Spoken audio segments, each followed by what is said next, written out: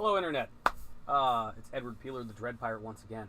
And I got another role-playing recap for you. This might have to do for a little while. The Discord team, everybody's busy. It's boiling down to final exam times here in college land. And a lot of us are going to school, and a lot of us are working. So, fortunately, I have my IRL group, too, so this is probably going to be the best I can do in terms of role-playing content, so I know people are screaming for that for me all the time, but yeah, so I think this is the best I can do for right now. But we had another fun session. This time, this isn't the alternate universe Halloween Spooktacular. We put that on hiatus for the time being. Where that campaign stands is, well, again, that was supposed to be like a one-off session. It's like that's the last place we're standing in that thing is like Evil, Danny Phantom, and Ash are locked in combat with the Great Cthulhu, and the fate of the world is in balance. And Abba, the Keyblade Master, is petitioning the other Keyblade Masters to go and stop Cthulhu and help out. But yeah, so we're just kind of putting that on hold right now. So and again, now that system was not using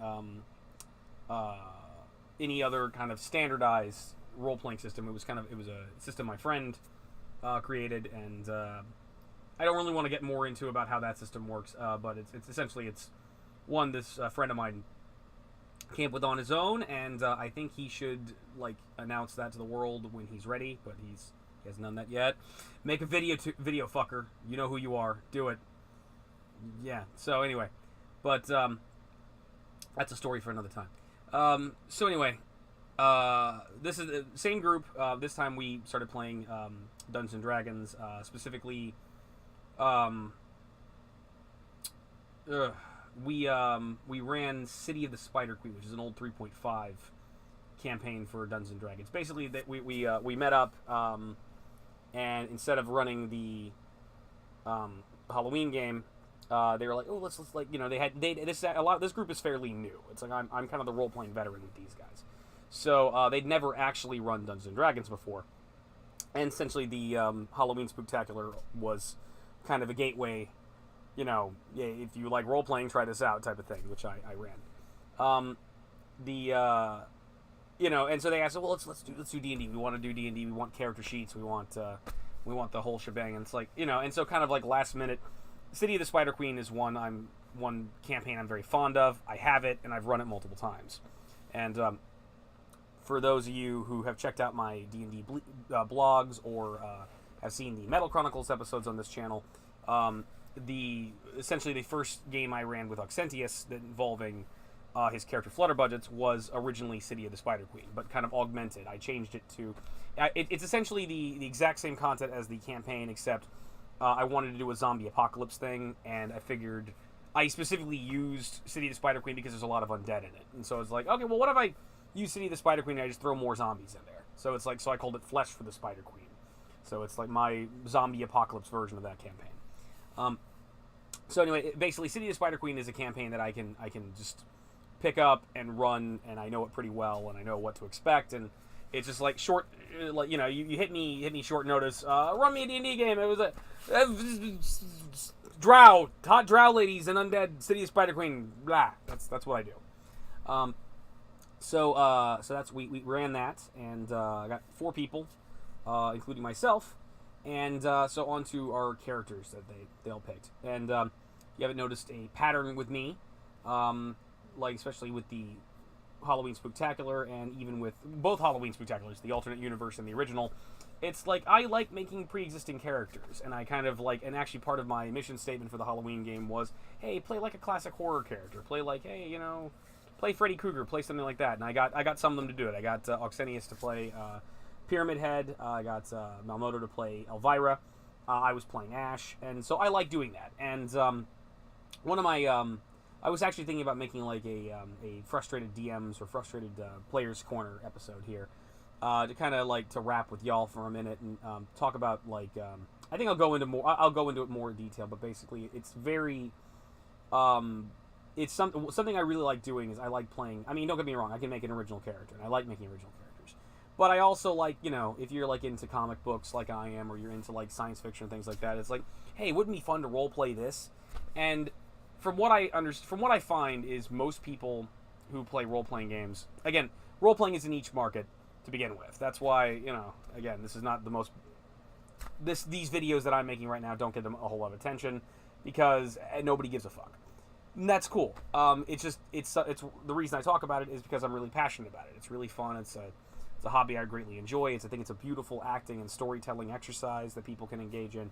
So I mean, that's why that's why I make these videos. That's why I do stuff like this, specifically about role-playing content. But yeah, there's so much you can do with role-playing. There's so many different types of characters. You can make your own characters, which is of course what's normally expected of people. But at the same time, it's fun to just kind of act and play a character you really like from like a movie or a film or a book, and bring that to life too. And not a whole lot of people do it, and it's kind of discouraged in role-playing because, again, it's a niche market. So the people that get into role-playing game typically always do the same thing. They always play Dungeons & Dragons, and they always play the current version of Dungeons & Dragons. If I go out looking for role players right now, like 9 out of 10 of them are probably just going to be people that just all they play is 5e, Dungeons & Dragons, and that's it. It's all they know. They're all young kids. They're all trying this out for the first time. Though, like, I might get a couple veterans who played older versions or played different games, but more often than not, it's like if I'm just looking for a group of young people, 5e's all they fucking know.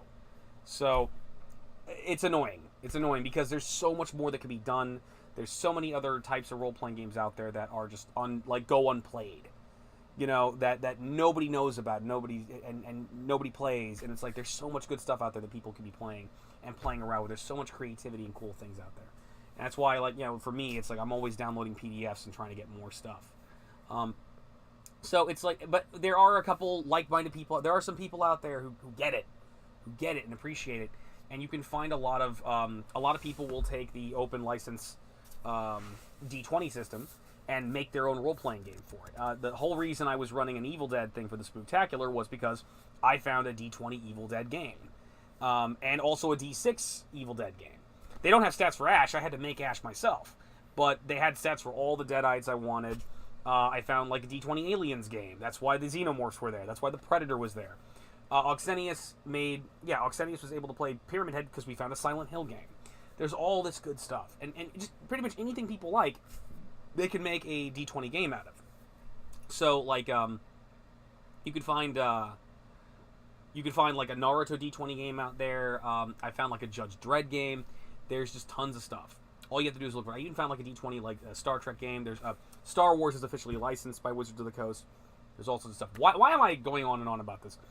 I'm prepping you because this party of D&D players that is set in a fantasy setting of Toril from Forgotten Realms has no elves and no dwarves in it, and has all completely inappropriate people for the setting.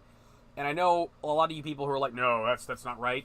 A lot of you like why? Oh, you're letting your game's off the rails already. Get fucked. I don't care. It was great. So this party consisted of so basically they're all inappropriate for the setting, and I think I'm actually going to basically give information on how we built these people in the description. So my first player, it's the same girl that was playing the Kingdom Hearts, Abba from Kingdom Hearts. She's also, in addition to Kingdom Hearts, she's also a big Transformers buff. So she wanted to play Beachcomber, the hippy-dippy Transformer who turns into a beach, like a dune buggy, and does nothing but play with animals and abandons the other Autobots when the Decepticons attack to go be a coward and fart around in the woods. That's what she wanted to play. In order to build that, what we did was, I'm also, as you all know, I'm a big fan of the TSR Marvel Superheroes game.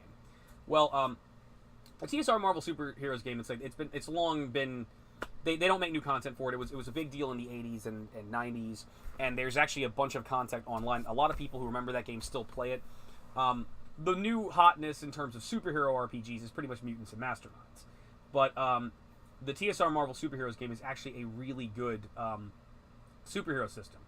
And basically, it's great for designing, like, handling characters with powers, things that don't quite work in a class system or easily into a class system.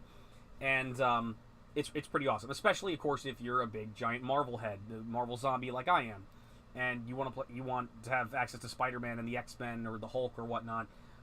It's pretty good. And on top of that, there's a the people that play it and know it are a pretty vibrant fan community. So in the description below, I've got a link to kind of a main resource page where it's I forgot what it's called, but there's essentially there's a big page that essentially has all the books that they ever made essentially on it, which you can download for free. Basically all the core rule books if you're interested in checking out all the characters you'd expect. There's a couple of fan-made content, like there's an Alien vs. Predator version of it. I think they have rules for Jedis too and stuff like that. And a lot of really awesome adventure modules that are really great for the TSR Marvel Supers. It's worth checking out. But on top of that, I'm also going to recommend my favorite fan page for it. There's a couple.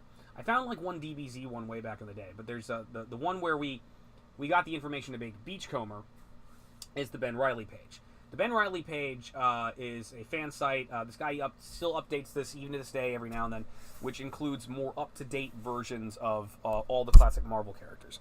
And this is dawning on me now. I got my mic. This is my Snowball, my new Snowball. So I have decent audio, allegedly. It's been sitting next to me, and I think I want my best audio. I should put it like right here on my lap. So great, shitty audio already. All right, we're off to my usual standard. Anyway, anyway, this guy he continues to update this site to this day. So he'll basically, if you want all the most up-to-date information on what Marvel Comics characters are doing right now, or what are Wolverine's stats now compared to what they were in the 80s, it's there. It's there in detail. They also have alternate versions of those characters. They have the MCU, the movie versions of those characters. They have DC characters. They have like a whole source book for DC Comics, but built in the TSR Marvel system. And they have characters from other media. And they have a whole nice, juicy section about Transformers. So that's what we did. We went down. Now, but again, this is D20. How do you do that? Well, again, D20 is one of my favorite systems. And again, it's one most people play. So I'm all about conversion rules. I found a lot of PDS specifically for converting different systems into another. And there's one that I found that converts pretty much like everything into everything. So it's like you want to take your Dungeons & Dragons character and play it in World of Darkness, it can convert it to Storyteller. You want to take your vampire from Vampire the Masquerade or Vampire the Requiem and play it in Dungeons & Dragons, you can convert it back as well. It also converts to Palladium, Savage Worlds, things like that. There's a couple conversion rules I have for that.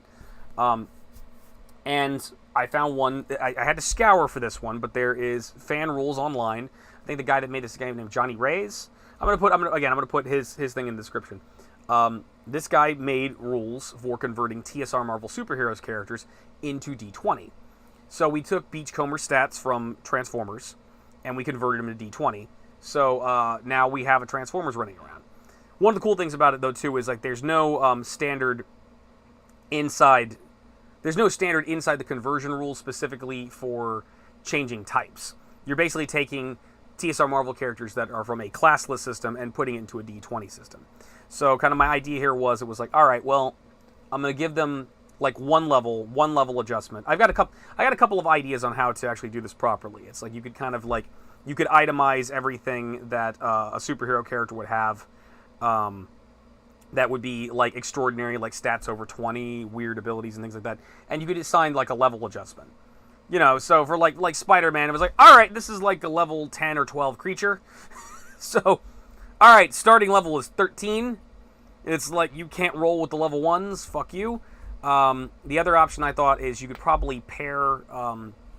You could probably take one of these characters and you convert it, but then you then like level up in a class that is basically the character.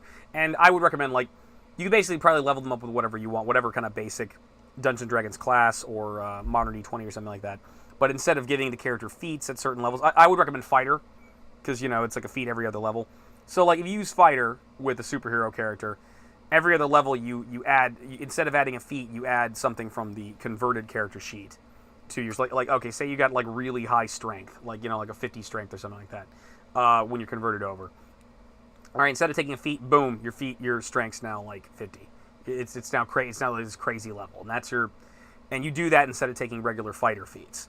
So that could be a way to go about it. What I decided to do for this one, which is something I'm toying around with, is, all right, take the character as is, and convert it, and that's a level.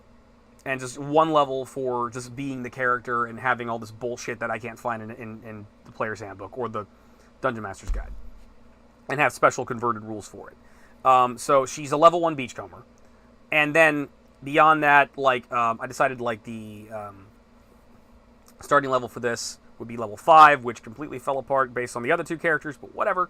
It worked out in the long run. So 4 levels of whatever else you wanted. So she decided to be a ranger. So we got Beachcomber as a ranger. He's got an animal companion, a little bird, which makes sense for him. She hasn't gotten the really crazy shit yet. Like, when she goes level 5, she's going to start getting spells. So that's... Yeah, I'm going to have to figure out how to make that make sense. You're a Transformer and you know magic now. Specifically the Ranger spell list. Whatever. So, there we go. We have Beachcomber. Here's my Pepsi. Hi. So, that's what she's got. My other two players decided to play Overwatch characters. Specifically Reinhart and Genji. And sure enough, we found an entire D&D conversion webpage of all the Overwatch characters. And it's pretty badass. The one downside is they're like level 22 hit die characters. So I'm like looking at this, and it's like they really super want to play Reinhardt, and they really super want to play Genji. And it's like, I actually have never played Overwatch because I'm a dinosaur. Y'all know I'm an old man. It looks cool. It looks like a really cool game. I just haven't actually... I'm playing with the shit. I'm sorry. I got shit to do. You know, it's... they really wanted to play this. It's like it's level 22 hit die, so I'm just looking at this thing, and I was also like trying to help her convert Beachcomber into D20.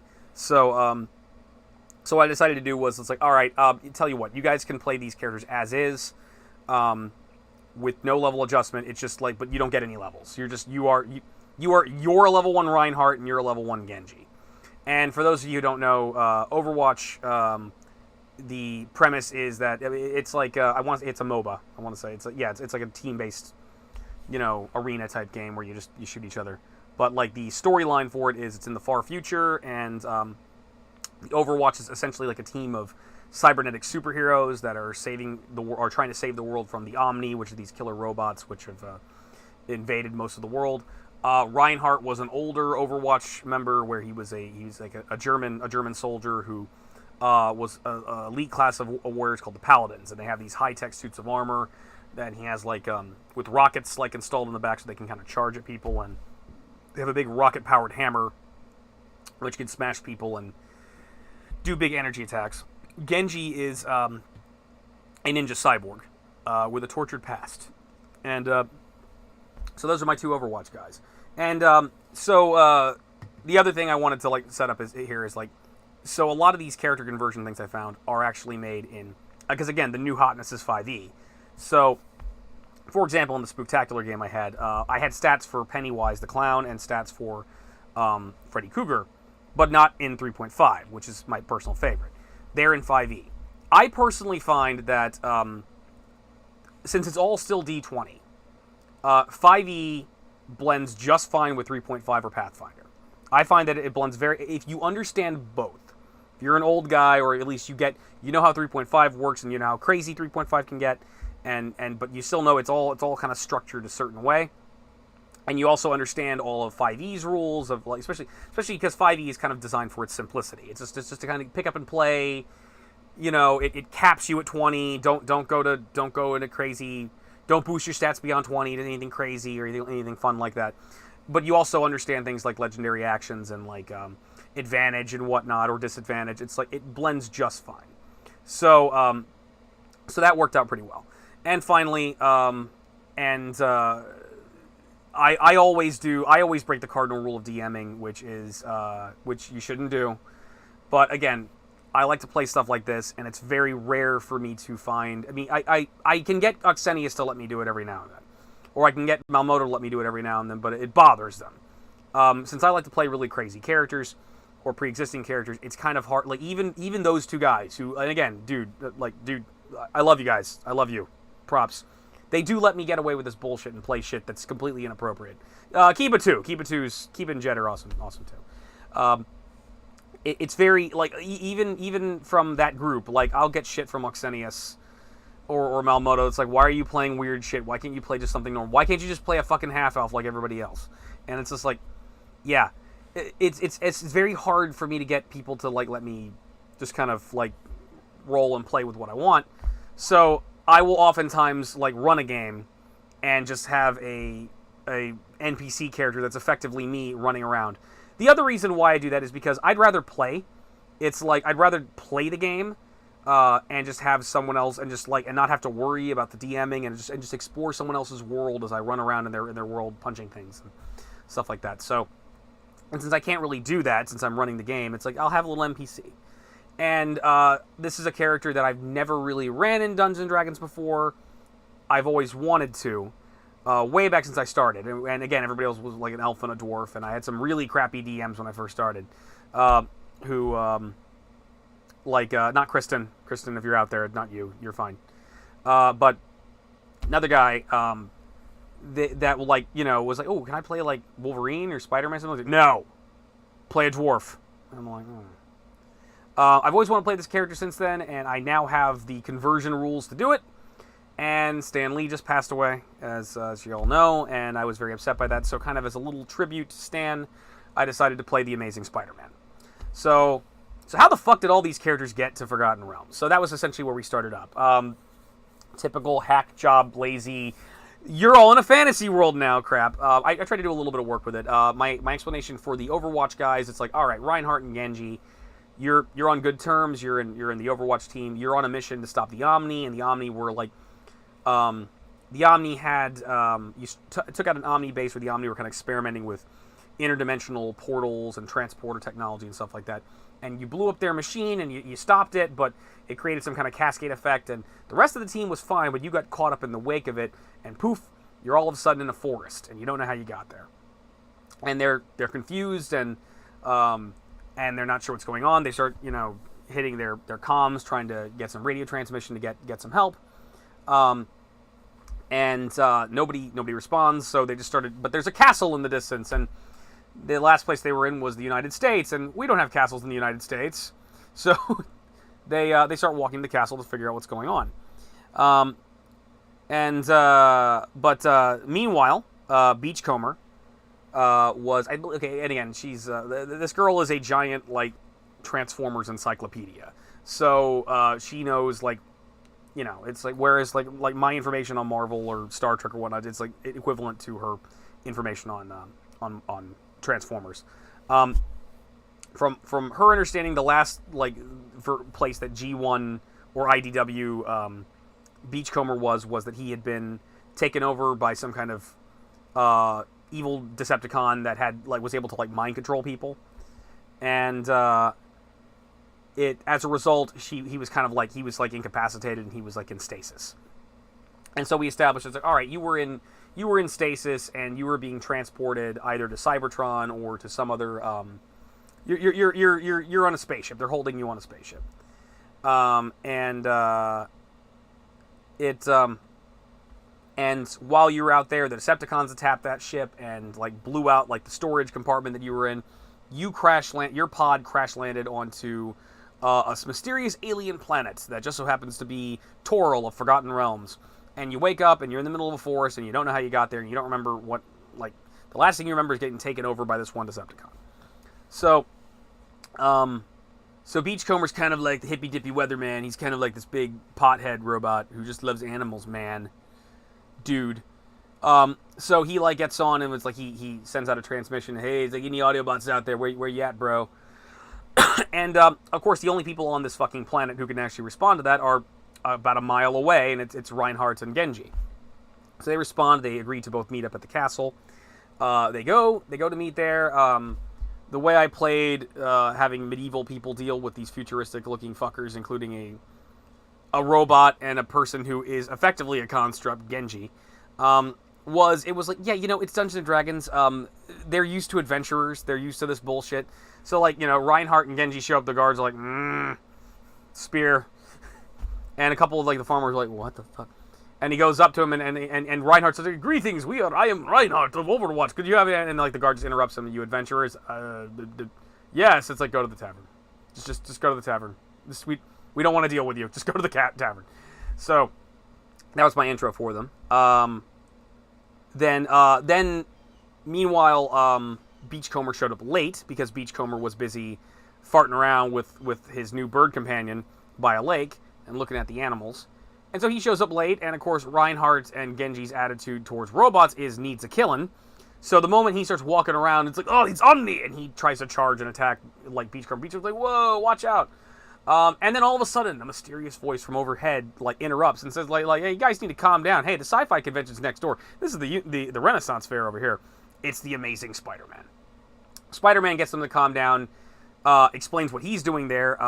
The Spider-Man and the Avengers were part of a mission chasing a couple of their villains in outer space.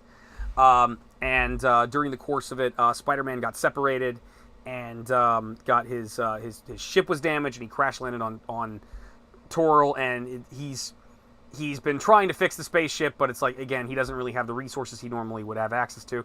So he's been living here in Dagger Falls, just kind of pretending to be a traveling scholar, while basically trying to repair a spaceship. And of course, they get attacked by goblins every now and then, and Spider-Man's just not going to let innocent people get hurt, so he puts on the Spider-Man costume, and the Amazing Spider-Man is this mysterious warrior that's been helping the people of Daggerfall. And in the meantime, he's working tilling the fields and whatnot, and trying to get a few coppers here and there, and to buy alchemical resources in order to basically keep his web shooters going. But so as a result, what his main goal really is to find a way to earn enough money so that he can get the materials he needs to either fix the spaceship or just pay a fucking wizard to gate spell him back to Earth. So he meets them. Now, for those of you who don't know, the Transformers were licensed by Marvel way back in the 80s, and the Marvel superheroes had many adventures with the Transformers, which I believe are still canon.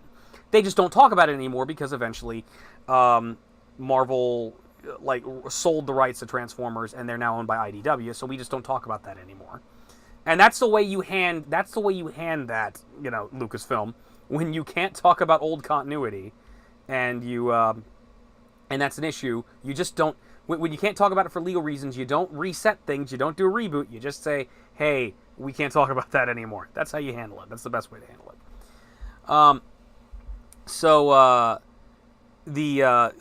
He and Beachcomber actually don't reckon. I had them do a intelligence check to remember each other, and it took them a while. It's like Spider-Man's like, this guy looks vaguely familiar, and Beachcomber's like, this guy looks vaguely familiar. But eventually they remembered each other. It's like, oh yeah, wait a minute, you're the Optimus Prime, the Optimus, man, I haven't seen you guys in years. Like, what's been going on? Oh, still fighting the Decepticons, I don't know. And so, and Spider-Man and Beachcomber I don't think really ever interacted, but it's like, so they've got a basis for friendship, essentially, so it's neat. And then, the guys playing the Overwatch characters will, would Spider-Man recognize us? And I think they asked, I think, it prompted up, I decided what I would do is, I would do a knowledge popular culture check to see if Spider-Man plays Overwatch. So that's always one of the big questions when you're playing a famous character in a fictional real world universe. It's has this character read Shakespeare before? Would they know that? It's because everybody knows Shakespeare. But it's I had him do a popular knowledge check for both of the characters, and it's and Spider-Man recognizes Genji, and so the in-story version is Spider-Man has played Overwatch, and it was oh my god, the Overwatch characters are real, and it's Spider-Man rolls with it. It's he's used to this shit. It's okay, you guys are obviously. He hears their story, and it's and he's thinking, all right, these guys are probably from another dimension. I need to help them get home. So the party is formed. Spider-Man, the Overwatch characters, and Beachcomber of Transformers have made an alliance. He shows them the town. They go to the inn for a little bit and have a beer. Beachcomber gets a bunch of bird seed for his animal companion, and the town watch basically has them informs King Randall Moore about their coming, and Randall Moore calls them in. It's oh, you two are the four weirdest adventurers we have here. You're probably the best because weirdness equals good. He brings them in, and for those of you who've run City of Spider Queen or played City of Spider Queen, the initial setup is that the Drow have been a bunch of Drow have been popping up out of this one crypt. And for those of you who don't play Dungeons & Dragons, Drow are dark elves. They're the subterranean dark. They're the evil dominatrix sexy elves. They're the bad girl elves or bad boy elves, depending on your take. And they live underground and they worship spiders. And yeah, they live in the Underdark, which is the underground, hellish, full of monsters kingdom underneath Forgotten Realms, underneath Toril. Anyway, they've been rising up out of this crypt, and they've been running around raiding and sacking local farms, and my people have been fighting them, and this is becoming a problem.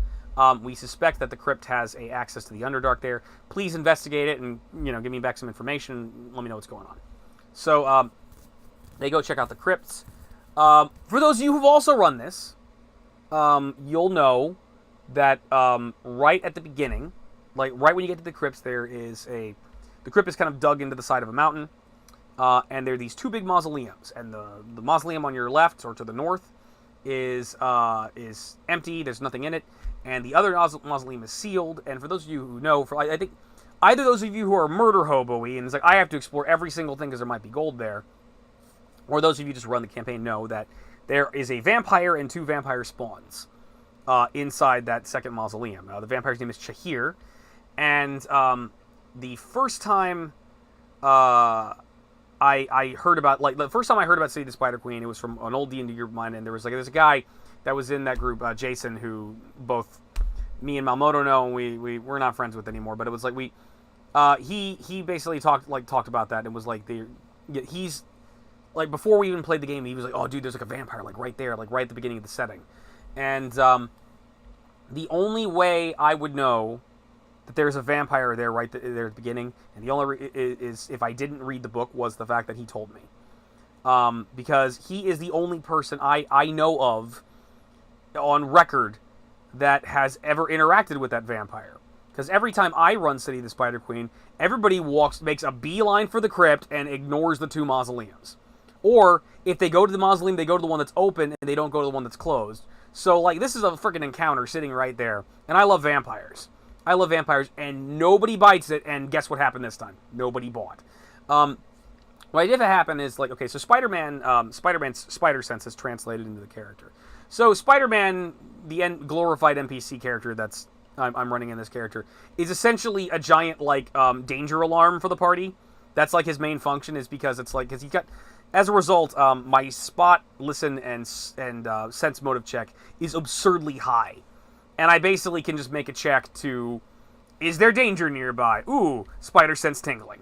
And so Spider-Man comes by, like, boom, and he's looking at the mausoleum. There's something bad in there. So I got some interaction from those guys. Reinhardt's like, yo, you worry about nothing. I investigate. And that's Russian, not German. Oh, you worry about nothing. I investigate. There we go. So he smashes the door down, looks inside. And the thing is, the vampires don't just come out and go, rah, vampires. They're sneaky. What they do is they go into their gaseous form and wait for the party to come in and try to steal shit, then ambush them from behind. So Reinhardt busts the door down, and doesn't enter, and then goes explores the other mausoleum. So and I was all like, okay, go inside, vampires, vampire. Nope. No one, like, since Jason, and every time I've run this thing, has ever, like, explored this mausoleum. This is the closest I got. They knocked the door down and didn't investigate. So it's like, there's three very irritated vampires who had their, like, freaking, like, door vandalized, and that's it. So they go to the front. The door to the crypt won't open up for some reason. So all the characters start, like, deciding to break the door down. Reinhardt starts smashing it. Genji starts slashing with a sword. I think even, Beachcomber just kicks it, and they're keeping at it, and they're not being able to break the door down. Nobody tries to do, like, an open lock check to see if they can unlock it. So I figured, like, Spider-Man's just sitting there not doing anything. So Spider-Man said, well, let me help out. So Spider-Man does a break check, pop, breaks the door open. He just grabs onto it and just, like, pulls. And there was a chain on the other side that was holding it shut, so he just broke the chain. Spider-Man has an absurd fucking strength because he's, for those of you who know the lore, Spider-Man can freaking, like, pick up a car. And when you translate it from TSR Marvel superheroes into D20, he's got, like, a 49 or something like that. So he gets them in the door. They go in. We check out the crypts. The first couple areas of the crypt have a couple traps laid in. And then the main focus of the session was with that first trap. So Spider-Man's spider sense goes off. Oh no, there's something dangerous here. And, like, Reinhart, you worry about nothing. I'm doing Russian again. You worry about nothing. There was nothing there when you were freaking out to the mausoleum. This will be fine. He walks inside.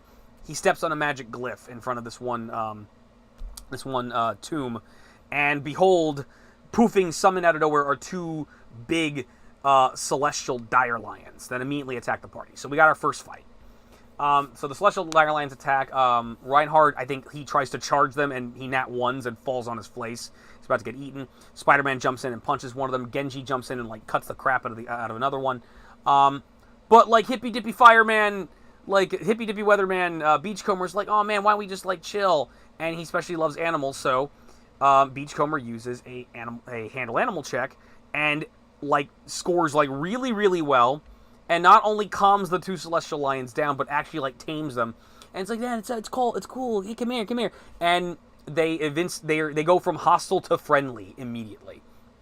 And so they run over to him, and he's just like, Beachcomber just spent the rest of like the next like hour just playing with these two celestial lions, just petting them and like loving on them, and, like, you know, and so they checked out the area and whatnot, and Beachcomber just kind of stayed in the room and didn't follow them out. When they tried leaving, they noticed that like the lions could not leave. The lions, in fact, were like sad that like Beachcomber was leaving and they kept on trying to go through the doorway, but were like being blocked by some kind of force field. They're basically bound by the summon spell that's holding them to protect them there. So he just goes back in that room and pets them, pets them for an hour. Meanwhile, they go by the other door, and there's another trap in that door. Spider-Man, like, there's something wrong with this door. There's like some kind of trap here. And once again, like Reinhardt's like, I initially screwed up. I assumed I would have made it, and I don't think I rolled. So I got a nat 1. So it's like Spider-Man. I think the way we interpret it is Spider-Man doesn't know what he's sensing. It's like there's like danger all over the place, so he can't like he can't be sure. Genji tries to open the door. Now, for those of you who've run this before, that trap, that second trap you have to deal with is a slay living spell. Instant kill if you fuck up. Genji makes his fortitude save, however, and he just takes 3d6 plus 12 damage. So he tries to open the door. This like horrible burning sensation just like burns the fuck out of his arm and like almost gives him a heart attack, but he survives. Reinhart decides to bust the door down. Reinhart has like, I think, his fire strike attack.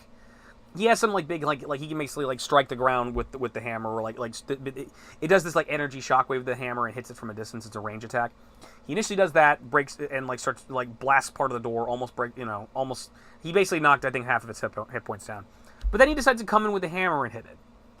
And like Reinhart, who I mind you, like both Reinhart and Genji are like level 22 characters, basically equivalent in this initially like 5 level campaign I have planned. He hits it, he damages it, but yeah, as a result, he triggers the trap on himself, and he does not make his fortitude save. Reinhart hits the wall and is instantaneously given a heart attack by the slay living spell, and dies. And excuse me. He instantaneously dies from the slay living trap. Yeah, and we don't have a cleric because we're a non-typical Dungeons and Dragons team. We're a bunch of assholes that had to play a bunch of like sci-fi characters in a fantasy setting. We don't have a cleric. And Mercy's back on Earth. Mercy's not there either. So yeah, Reinhardt's dead instantaneously. And apparently the player was kind of like woken up by that. He wasn't expecting that because like nothing. They haven't like faced anything terribly hard just yet. They ran into a couple of lions that one party member instantaneously tamed. Everything's cool. Boom. Second trap they run into, instantly killed the character. So Spider-Man tries mouth to mouth. It doesn't work. I actually don't know. I think Modern E20 might have rules for like CPR, mouth to mouth resuscitation, but I don't know what they are. I figured it's like, yeah, the character's dead. It's like it would be like one thing if they were like at, if he was like had taken hit point damage and he was like under 0 and was in the negatives and was like bleeding. But I'm not sure how to handle the rules for like if there are rules for like mouth to mouth resuscitation for Modern E20. There probably are, but I don't know what they are. So I figured like Spider-Man tries mouth to mouth, it doesn't work. Beachcomber tries healing him, nothing. They can't do anything, so they just sadly carry Reinhart back to Daggerdale. And they don't know if there's anything they can do with him. Spider-Man suggests, well, we might be able to, like, they have magic here. They might be able to resurrect him. We could try taking him to the temple. Now, So why I wound up opting for was like the way the module's set up is that King Randall Moore will pay for up to $5,000 worth of healing. In addition to paying everybody $5,000 for doing the mission, 5,000 gold, not American dollars. He will also cover 5,000 gold worth of medical expenses from the clerics at the temple. Well, a standard resurrection spell costs like 10,000 gold. So, or at least, like, the cost for doing the spell would be that. So I figured, okay, that would probably be how much the cost for actually doing the spell. So I figured, yeah, but, a good cleric of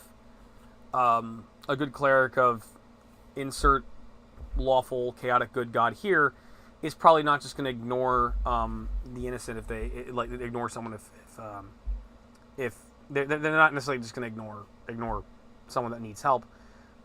So what I opted for was there's a church accord. I opted in Daggerdale, and the priest of this big macho old priest accord comes out with a big beard, and he's like who is this? This is Reinhart. He's a friend. He looks like a warrior. Did he die in battle? And it's like, yeah, he did. And it's like well, all right, I'll tell you what. It's like give me the 5,000. I'll comp you. I'll use my own money to pay for the rest of the spell needed to cast the rest of the cost to cast the spell. This is an honorable warning. I'll pray to Cord and see if I can resurrect him. But if he comes back, you owe the Church of Cord a favor, and I will call upon you, great warriors, for a quest at some point in time. So the party is now in debt to the Church of Cord. And prior to this, the player playing Reinhart had showed me some of the Overwatch little movies that are very good, for the individual characters that promote them. And he showed me Reinhart's story, Honor and Glory, which is about Reinhart when he was a young man, and he was during the initial war with the Omni, and when he was partnered up with a friend of his who was an older, more experienced paladin.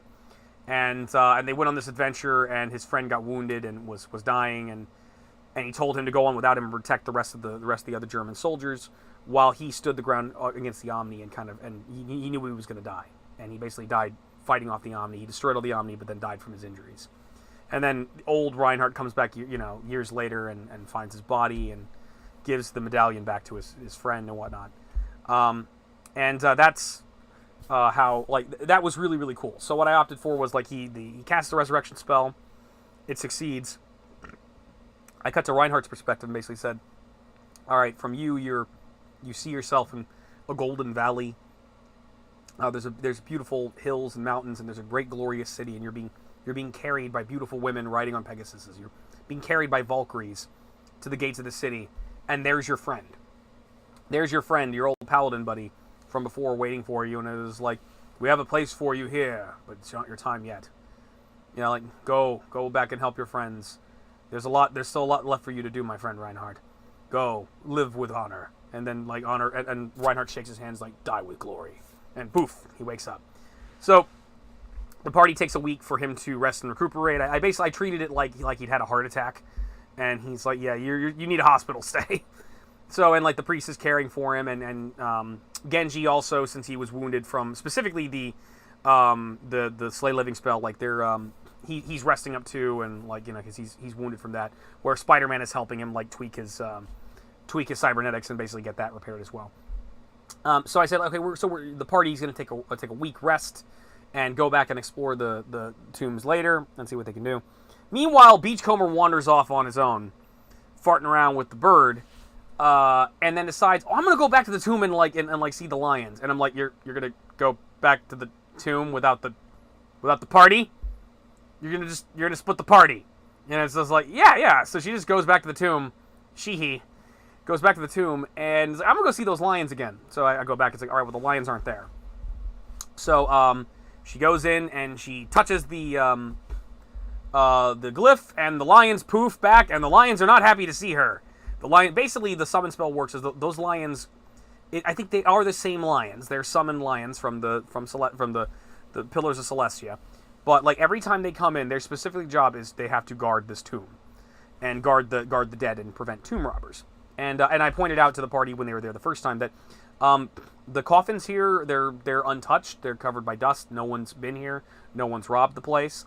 And the reason why, because anyone who tries to gets eaten by lions. So, but whenever the lions show up, it doesn't matter what experiences the lions had after they were summoned, they show up hostile. They show up there to kill whoever's trying to break in. So they're like, rah! And they're trying to fuck her up. But she tries to calm them down.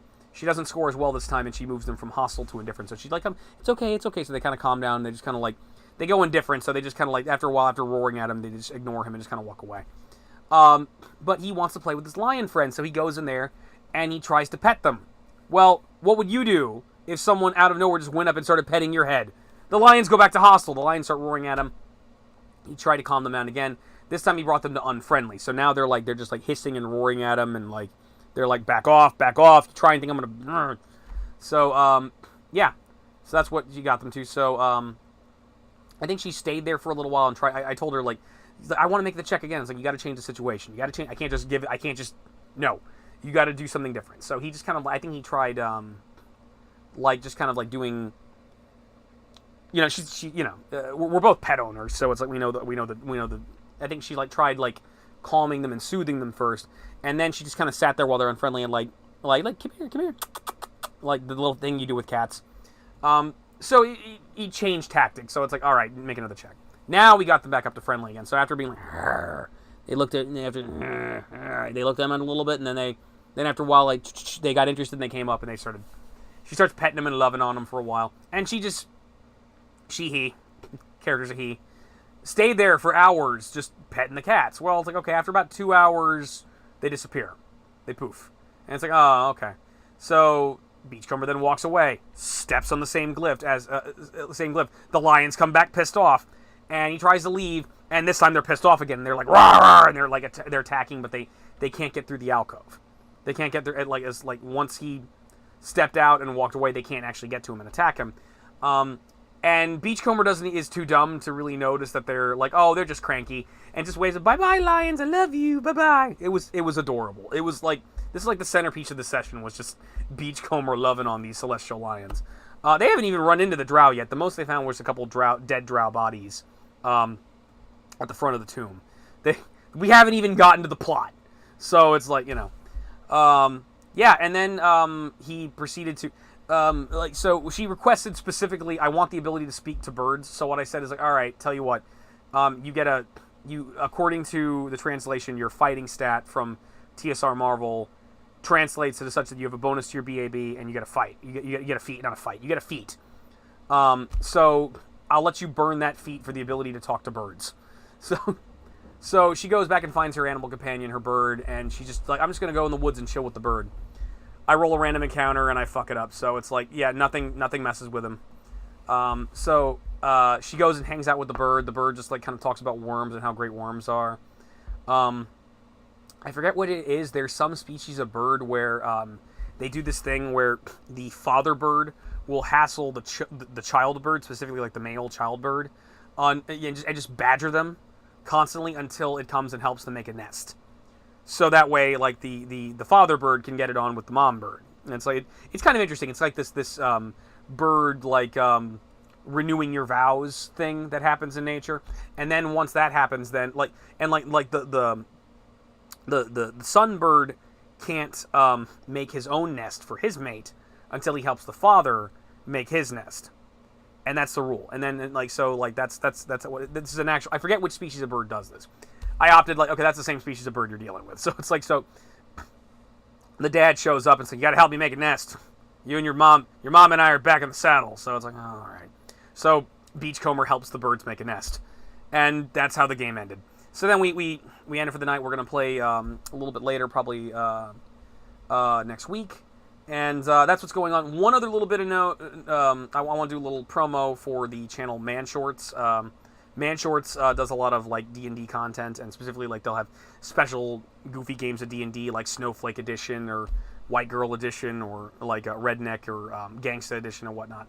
And they very recently had their rap edition. They did this beautiful video where their DM does this awesome freaking rap where like all the other guys are like doing goofy things, like Melissa's like shooting with a gun, like a fake gun, and like they're like rolling dice on the back of the other guy's back. So to start the session off, I had my computer here, and I just had it on, like, prepped up right. I skipped, like, the beginning of the video and, like, got right to the wrap. And it's like, okay, I prepared a presentation for you. So the first time playing D&D, I just played the whole video out for them. So that was pretty awesome. So that's the awesome D&D session we had. I don't know if the Discord team is going to get together. I think everybody's, it's like final exams time right now, so everybody's busy. So I don't know if we're going to do anything like that. You guys want me to do, like, I know these are not the favorite things. You guys want, like, a movie review or something like that, or something specific you guys want me to do, request in the comments. Smash that like, subscribe button, all that other shit you're supposed to do when you're a YouTuber that I never do, because I'm dumb. Anyway, big thing in the link in the description, I'm going to include a lot of the resources I use to make these crazy characters. And I encourage you to, try something a little different. Try something, I'm not saying don't play a Dragonborn, don't play a Tiefling, don't play an Elf. No, those are all fine. But remember, role-playing is a very broad and wide, beautiful thing. So what I'm advising you is, like, hey, every now and then have, like, a crazy campaign where people playing something weird. Pick something different. Pick something weird. Pick a different game. Pick, like, Savage Worlds. Pick, like I think there's one, Seth Sorskowski recommends, which I think is, like, Hollow Earth Excavation. Play that. Play Cyberpunk. There's all different other types of games out there. Try them. They're worth it. They deserve some love. Get your own copies. Try TSR Marvel Superheroes. It's a great game. Do it for Stan. It's like, give some Marvel love. Try that out. And Dungeon Masters, be open. Look it over. I'm not saying, look, if playing Spider-Man in your game is going to break your game, okay, I understand. Don't do it. But, try something different. Don't just like fall back on, like, let's play dwarves and elves in the same fucking classes over and over again. It's a storytelling and acting experience where literally the sky is the limit. So this is the Dread Pirate once again saying happy gaming, folks. Go out there, role play, have some fun, and you have a great Thanksgiving next week, folks. I'll catch y'all later.